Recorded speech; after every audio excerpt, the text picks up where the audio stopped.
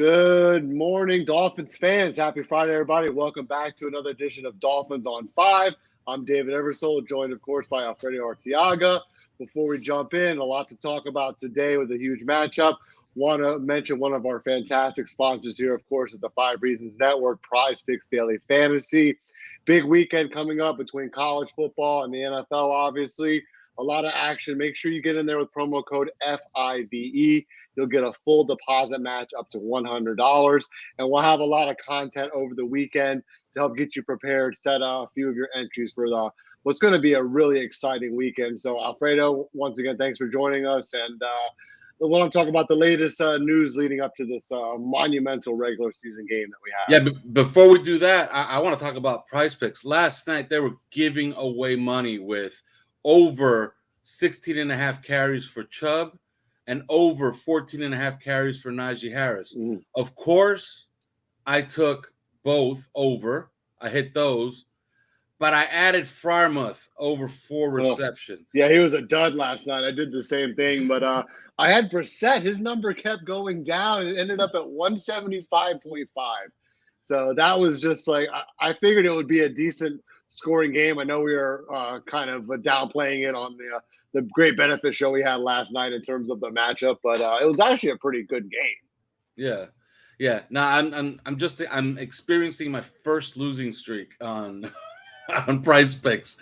Yeah, it's tough when you have a lot of multiple entries. Sometimes you have good guys, but then you take a shot like on a Freiermuth and it kind of just throws the whole thing out of whack. But no, it's going to be a lot of good players to watch this weekend. But want to talk about obviously what's on everybody's mind today is the big matchup on Sunday at Hard Rock with the Dolphins and Bills. So a lot of news from the Bills side in terms of availability potentially in the secondary. So Alfredo, what's the latest from the Bills side in terms of potential injury impacts on this game?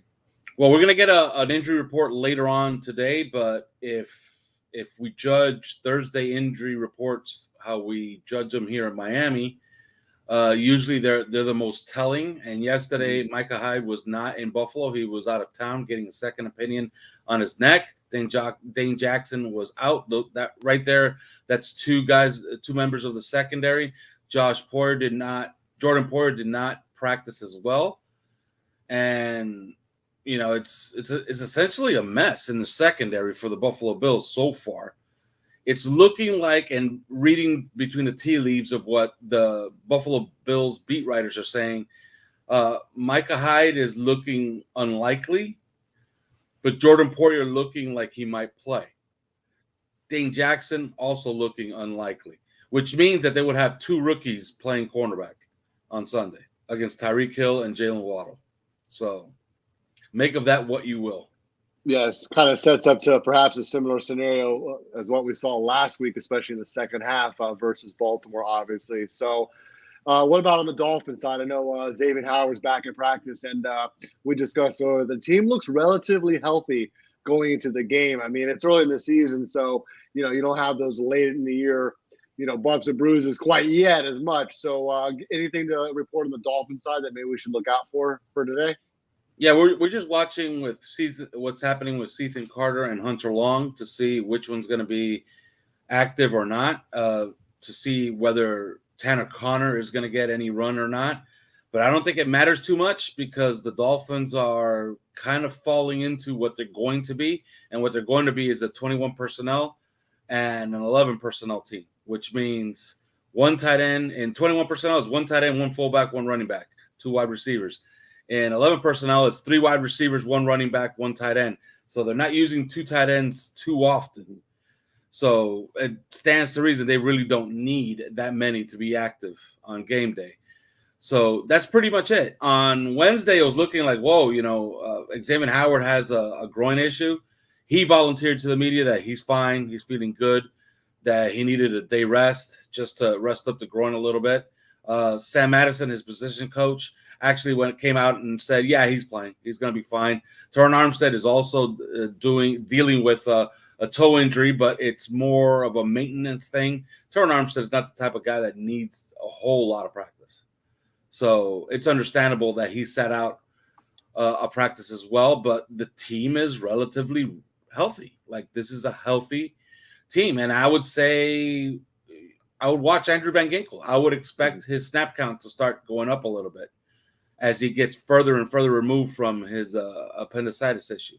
So, yeah, team's completely healthy. As healthy as you can be for week 3. Yeah, and obviously the biggest matchup in a long time. Let me ask you something. This is the biggest regular season game for the Dolphins since blank. Wow, it's a great question. If you remember in 2016, Dolphins went to the Jets to try to clinch a playoff spot, and they blew the Jets out in New York.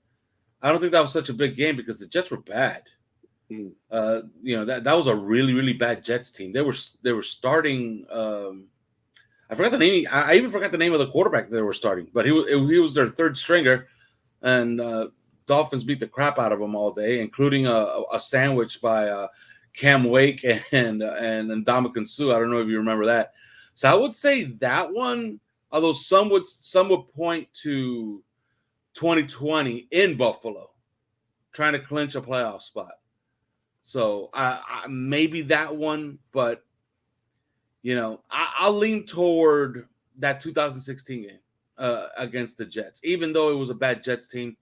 The following week they were playing New England, so you could have seen the scenario where you lose this game on the road to the Jets, New England could knock you out of the playoffs. So there was a bit of pressure, But even in that year, it turns out that they were going to clinch anyway because they had it on a tiebreaker when they beat the Bills. So yeah, it's one of those things. Like, it was that whole stretch in 2016. I'll lump them all together and say the Bills and the Jets games. Those were the two biggest games that year that they won.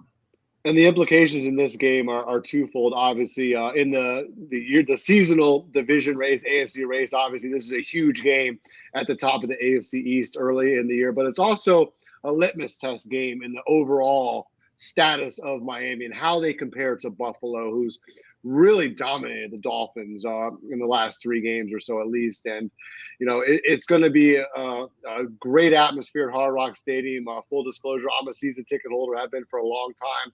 I'm going to be out there getting rowdy. So if anyone's at the game, definitely say what's up to me. I'll be rocking my Tua jersey with pride. It's going to be a lot of fun. So, but I want to touch on a couple of guys, one from each side of the ball, and see what their impact might be. Oh, here we go. We got a good comment here. Bryce Petty was a meat inside the week. Yeah. That was those defenses were fun back then with Cam Wake. But back to what we were saying. So I have a couple of guys that I wanted to ask you about, one from each side of the ball and their potential impact. We get into a little bit of X and O's and strategy here for the last few minutes before we wrap up. So I will start with offense. So a guy that a lot of people maybe expect a little bit more from, given how he started out early well in the preseason, was Cedric Wilson. So what do you think that with a banged up Bills secondary, you figure they're going to throw what little resources they have left maybe towards Waddle and Hill? So what do you think maybe a guy like Cedric Wilson or any other, fringe player could maybe contribute in this game? Well, there's 2 things that we know about the Buffalo Bills defense. They like to play zone, a lot of zone. I'm talking about predominantly zone, almost 90%. 90%, right? Yeah. And they like to keep those 2 linebackers in the game, Matt Milano and Tremaine Edmonds. So they like to keep them in the game at all costs. Against the Rams, both guys played 99% of the snaps. Against the Titans, they played 80% of the snaps, but that was understandable because they were blowing out the Titans. They tried to save their legs a little bit in that game. And the Titans were trying to throw it all over the lot to try to get back into the game. So it made sense that they were going to miss a few snaps. So they like to keep those 2 guys out there. So naturally, if they're keeping those 2 guys out there and they got their front 4 out there, they're playing 5 defensive backs. Stands the reason maybe the Dolphins want to play 3 wide receivers against that and try to force them out of that and have them put another defensive back onto the field, which means that you're going to make them much more vanilla. But you may create one mismatch somewhere in the game you could take advantage of with your 3rd wide receiver. And of course, Cedric Wilson, he's recovering from a rib issue, but he's limited in practice. And when you see limited on Thursday, that means he's playing.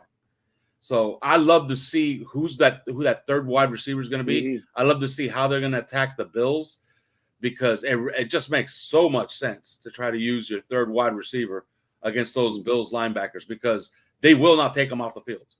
They will not. So they won't take them off the field, and they're going to play conservatively. So, try to take advantage of them in space by getting the ball out in the hands of your wide receivers and just, try to yak them to death for real. You don't even have to go over the top against them.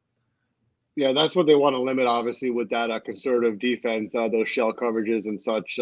They want to keep everything in front of them and kind of limit those explosive plays. So let's flip it over to the defense. And yesterday on the live stream that we did for Puerto Rico, you mentioned Jalen Phillips and that the numbers are kind of deceptive with him. So give us a little bit more of an insight from maybe people that didn't see that yesterday, because I know he hasn't really had the impact on the stat sheet, but he has had an impact in the overall success of the defense when they've had it. So what do you maybe want to see from Jalen Phillips in this game in terms of just getting home or how he's going to match up with Buffalo specifically? Yeah, Jalen Phillips has a very high pass rush win rate. And what does that mean? Well, he's beating his man. Now, is he getting the hurry and getting the sack? No. But he has drawn 2 holding penalties. And like I said on the stream last night, if he draws 17 holding penalties because he's averaging 1 a game, he's doing his job. That's just as good as 17 sacks. So, if he's drawing holding penalties and he's winning his matchups, stands the reason that here come the sacks pretty soon, right? So he's going to be extremely important because they're going to have to get home, in my opinion, with 4 and at most 5. I keep going back to a couple of games. I completely throw out that Jaguars game last year where they beat the Bills 9-6. That was just a weird game. There's nothing you could glean from that. So just toss that out. But I do take a lot from that Pittsburgh game last year. Pittsburgh decided the way we're going to defend the Bills is we're going to play them extremely conservatively, play a lot of zone, and we're only going to rush 4, and on occasion we're going to rush 5. And they rushed 5, I believe, 8 times in that game. Melvin Ingram was a part of that defense that day. So, I think that that's something that they're going to have to explore. I don't believe that you could stay in character with your zero blitzes and with all your dog blitzes against Josh Allen and then expect to dance through the raindrops. I just don't think they can. I think Josh Allen will make them pay if they keep bringing all those blitzes. But this is one of those games, and I said it on 3 yards per carry this week, and I really do believe this. This is a game where Xavier Howard has to earn his money. This is why he's here. And I believe you just hand him the assignment of Stephon Diggs and then defend the rest of the team with the rest of your players. I think he has to win his matchup, and he should travel with Stephon Diggs the entire game. Like, that should be his role in this game. And, yeah, I do believe they have to play conservatively and try to get to Josh Allen with 4. Because blitzing will not work. Yeah, he's too dangerous, obviously. But you said matching up specifically, so I wanted to ask your opinion on how they may match up with Josh Allen outside of the pocket and as a running threat. So anything that they may do differently in terms of trying to keep an eye on him or contain him a little bit once he breaks contain and sort of starts to get into improvise mode, because he's obviously got the talent to put the ball anywhere he wants to on the field, or he can obviously pull it down and run as well. So who are you looking for to maybe step into a little bit of a role in terms of just ISOing on Allen on certain situations? I think you want to induce them to run the ball more. And the way you do that is by playing a big nickel, meaning 3 safeties, and maybe even not playing Atlanta Roberts too much and playing Jerome Baker in the Mike Backer role and as a spy, maybe even use Channing Tindall a bit. But I would try to get as much speed as possible on the field. If you get as much speed as possible, yeah, you're not as big, and they might do some design runs on you on 3rd and 1 and get them because you're not as big. But you're going to cut out all of that improvisation, and that's usually where he's hurting people. If you make them dink and dunk and you can contain them in the pocket, I think you'll have enough success. That was the formula last year for the Steelers, and I believe that's what they have to emulate. Blitzing him will not work. I think it's just bad news if you try to blitz Josh Allen. He always finds a way.